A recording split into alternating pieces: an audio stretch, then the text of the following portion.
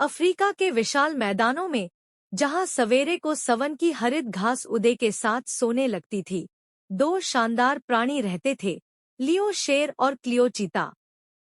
लियो सवन का अविवादित राजा था। उसका सोने का जला हुआ बाल धूप में चमकता था जब वह अपने राज्य में घूमता था। उसका शक्तिशाली गर्जन सभी को डरा देता था। चीता, दूसरी ओर, सवन में सबसे तेज प्राणी थी। उसकी चमकदार झिल्ली और पन्नों की जोरदार आंखें एमल की तरह चमकती थीं। वह भोजन को अपने तेजी और चालाकी से परास्त कर देती थी। फिर भी लियो और क्लियो एक दूसरे के प्रति एक मुतुअल सम्मान रखते थे। लियो चीता की तेजी और चालाकी की सराहना करता था, जबकि क्लियो लियो की शक्ति और ज्ञान का सम्मान करती थी।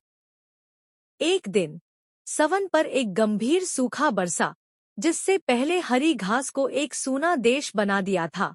खाना अत्यंत अधिक मिला और प्राणियों को बेवकूफ बना दिया गया। लियो ने सभी प्राणियों की एक बैठक बुलाई थी ताकि स्थिति पर चर्चा की जा सके। हमें मिलकर इस सूखे को सहना होगा, उसने घोषणा की। उसकी आवाज प्राधिकृति से गूंज रही थी।